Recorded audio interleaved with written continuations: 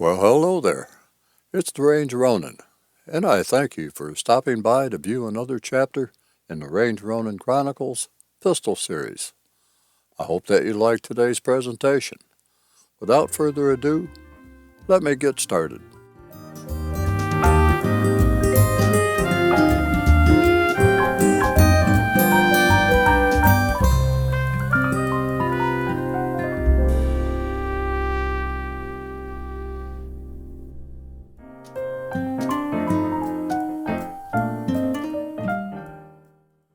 Have you ever yearned for something different in a firearm?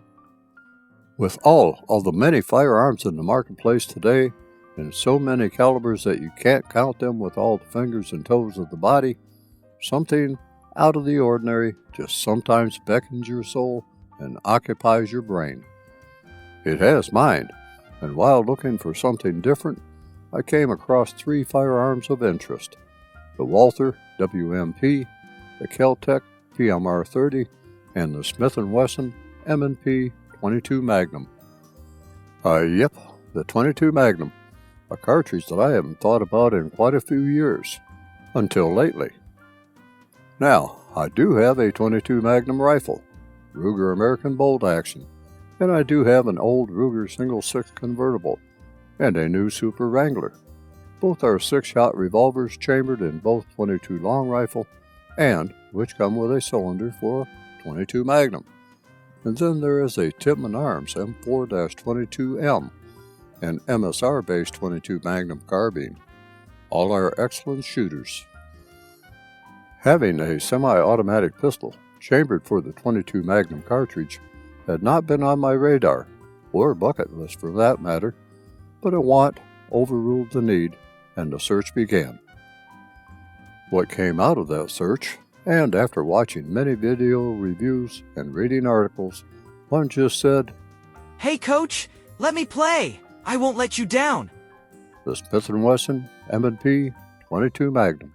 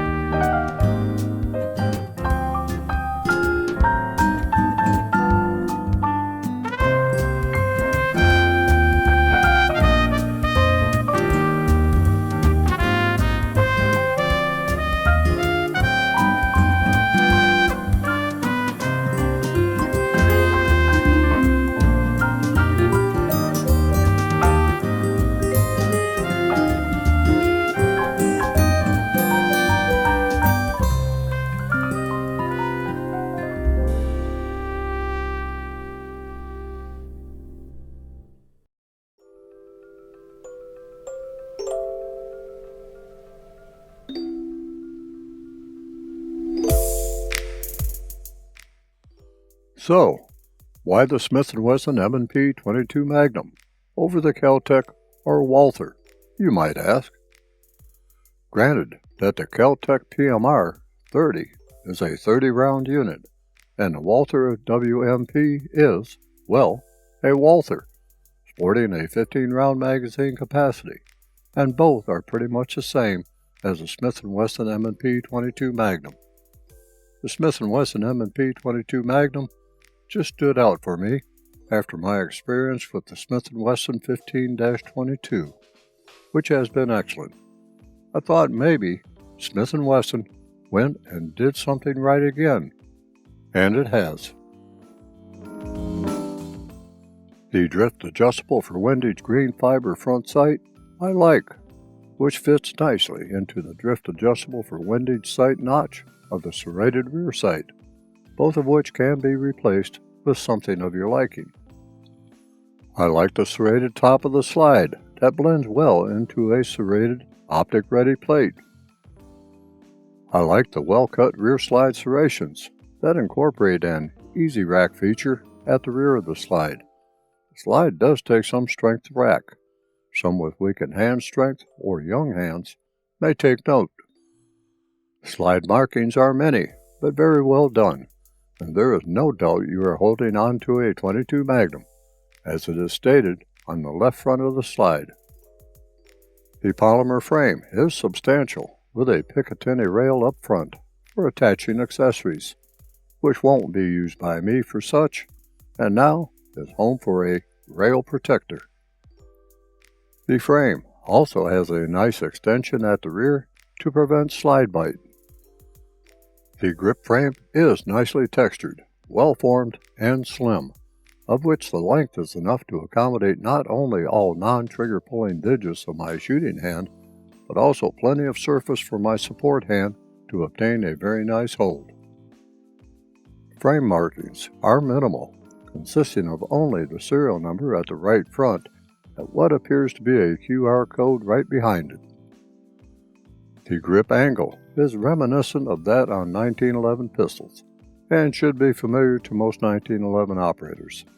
The grip's girth should favor both small and large hands, and the slimness, well, let me say that took some getting used to even for me. And even though I have handled many a 1911 over the years, and the grip feel was just a bit different, but very workable. The thumb safety is ambidextrous, as is the slide stop lever that also incorporates the takedown pin. More on that in the maintenance segment.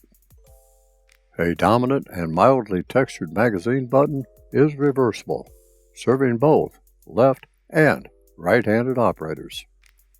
The trigger guard is rounded and slightly relieved at the rear to allow as high a hold on the grip as possible.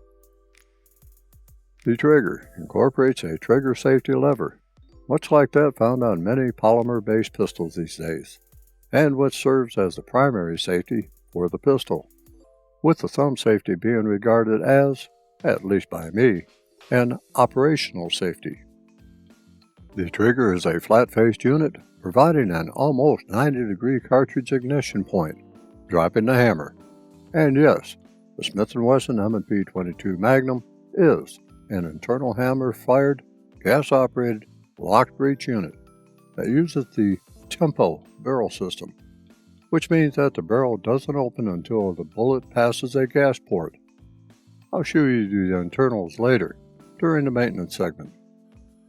The overall size of the Smith & Wesson M&P 22 Magnum is that of a full-size duty pistol, perhaps along the lines of a Glock G17, or along the lines of the Shield X. In other words, the size is substantial. The Smith & Wesson M&P 22 Magnum ships with two 30-round magazines, in free states. Otherwise, 10-round magazines will have to do. Magazines drop like a rock when the magazine button is pushed and locked up tightly when inserted fully. The magazine well is not beveled, but the magazines all slide beautifully into place within the magazine housing. Magazines are of polymer construction and can be fully disassembled for maintenance. Overall, the Smith & Wesson M&P 22 Magnum has the appearance of just another all-black, tactical-based looking pistol, and which, incidentally, is the only .22 Magnum firearm in the entire Smith & Wesson pistol family. The Smith & Wesson revolver family does have 3 revolvers, chambered in .22 Magnum. And as a final note, the Smith & Wesson M&P 22 Magnum can be fired with magazines removed.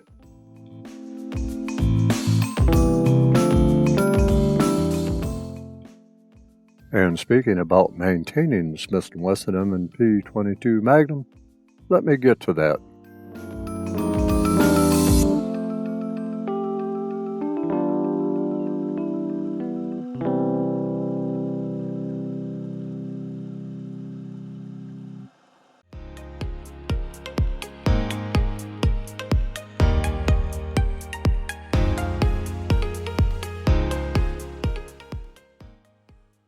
For the first part of this maintenance segment, let me just say that disassembling and reassembling the M&P 22 Magnum is not as straightforward as simply pushing down on a slide release component. But before I get into that, a basic safety check is in order. I'll begin by placing the thumb safety into the up safe position. Remove the magazine from the pistol. Grab the slide and draw it fully to the rear to eject any shell that may have been chambered. In the process of doing this, the hammer will be moved to the cock position, and disassembly can begin. Note that the hammer of the M&P 22 Magnum must be in the cock position prior to attempting to remove the slide. Once again, ensure that the manual thumb safety lever is in the up safe position.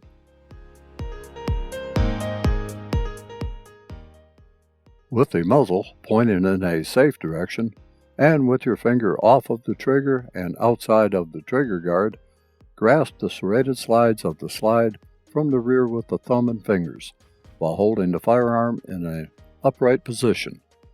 Briskly draw the slide fully rearward in order to extract any cartridge from the barrel chamber and clear it from the pistol.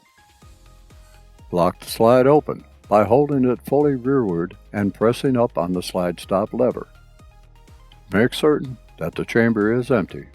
Also make certain that the magazine well is clear of any ammunition. Now, I can continue with the disassembly. Locate the slide stop lever takedown pin on the right side of the pistol, as viewed from the rear. Close the slide by grasping the serrated sides and drawing it rearward until the slide stop disengages. Then allow the slide to move forward to its closed position. Here are close-up views that show the takedown notch in the slide and the raised part of the slide stop lever takedown pin that need to be aligned. Grasp the slide and push it back about 1/4 of an inch. While holding the slide with the takedown notch aligned, use a small punch or drift to push the slide stop lever takedown pin out of position from the right side. Once the slide stop lever takedown pin is removed, loosen your grasp on the slide and remove the slide from the frame by pushing or pulling it forward. Retain control of the recoil spring when the slide is removed from the frame. Remove the recoil spring assembly from the slide by compressing the spring lightly and lifting it up and out. Remove the barrel and barrel shroud as a unit from the slide by grasping the two parts by the barrel shroud lug and lifting up and back. Remove the barrel from the barrel shroud. Now, let's take a closer look at major components.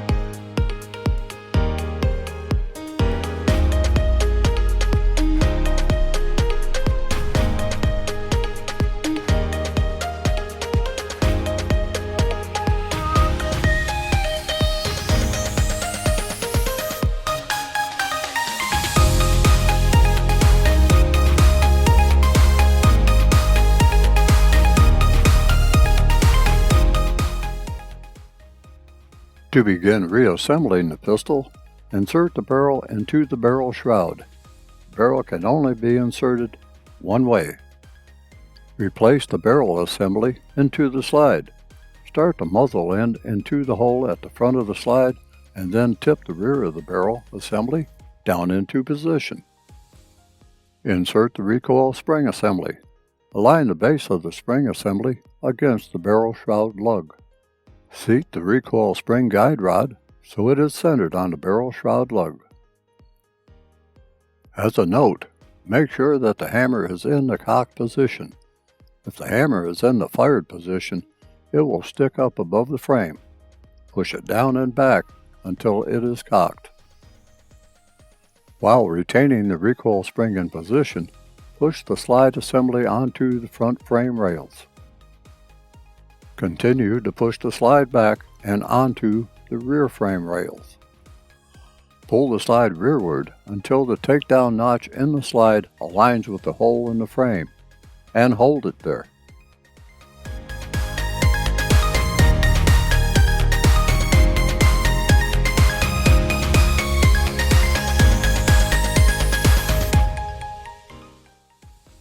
With the slide held back on the frame about 1/4 of an inch, insert the slide stop lever takedown pin until it clicks into place. Release your grasp and allow the slide to move forward to its closed position. Grasp the rear slide serrations and cycle the slide to confirm that it is installed correctly and is moving freely. Now, you may have noticed that I did not touch on lubrication. That's because I would prefer to refer you to page 30 of the Safety and Instruction Manual for the M&P 22 Magnum pistol, and I will leave it at that.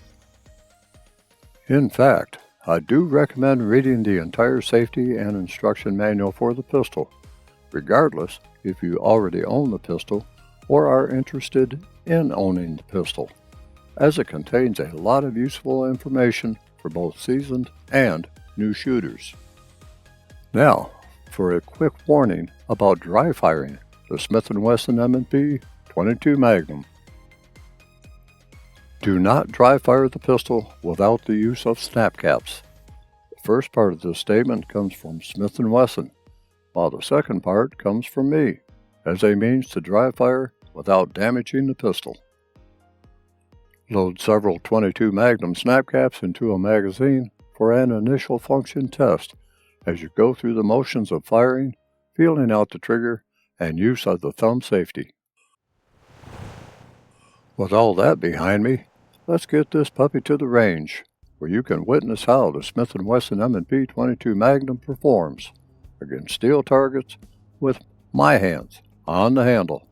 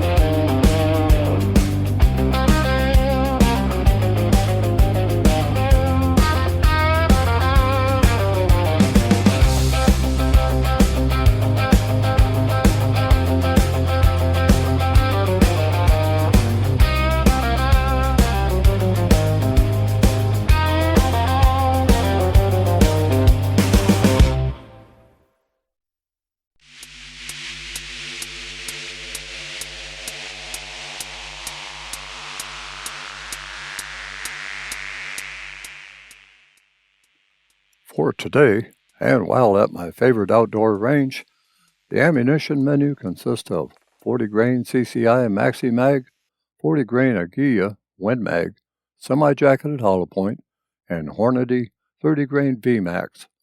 I'll let you know when I shoot each brand. I'll provide comments as I go and let you know of my impression of the pistol after the range session. So, sit back and enjoy the ride.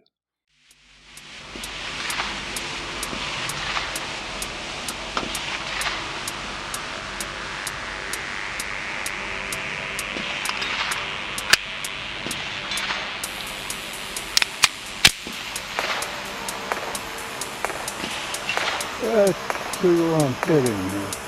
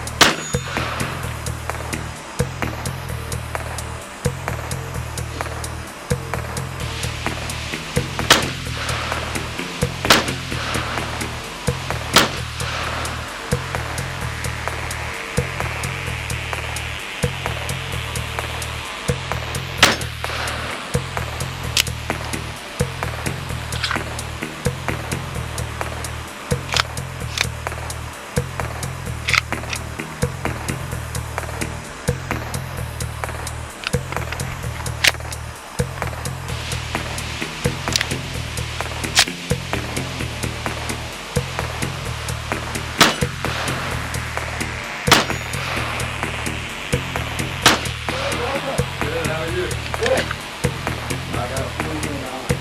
Better than you like. What's that? How you doing there? Everything go good next door? Yeah, good. Just haven't thought like you said. I'd rather use one.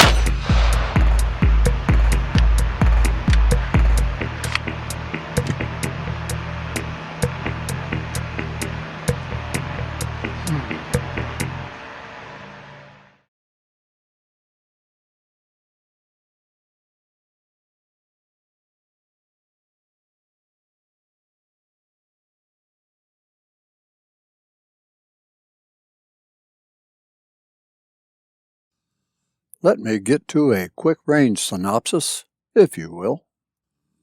Aside from a major magazine glitch where 2 rounds jammed against each other and a couple of failures to pick up the top round in the magazine, the Smith & Wesson M&P 22 Magnum did all right. Now, I am not blaming the magazines. Rather, I am blaming myself for not ensuring that each magazine was loaded properly and not letting new magazines set up for a couple of days prior to filming. At a later session, which I did not film, and after I took my time loading the magazines, the pistol ran flawlessly. Also, out of the 120 rounds that I had brought with me, 4 magazines fully stocked, no light strikes occurred. All fired. The felt recoil is so mild with this pistol that it is an absolute pleasure to shoot. That green front fiber sight really stands out, even against a green target. The trigger was pleasant to pull, as was the slide to manipulate. Again, the only issue was with the magazine failures, that I consider my failure. Once this pistol is broken in, I have no doubt that it will operate 100%. With that said, let's get to my final thoughts.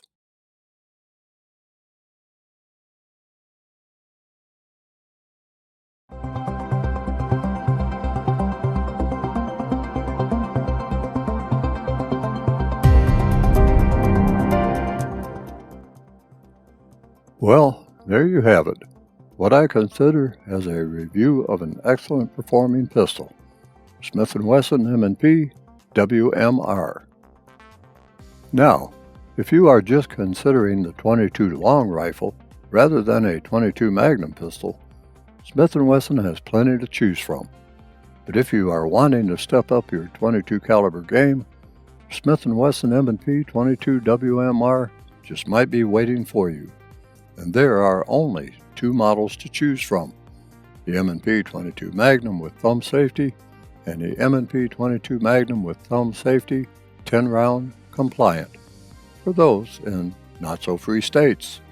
Both will serve you well. So, take a final look at the Smith & Wesson M&P 22 WMR, and then think about returning to my channel for more of my firearm and firearm-related journeys. I would surely like that. Until the next time, take care of yourselves, stay vigilant, stay armed, and stay safe wherever your journeys take you.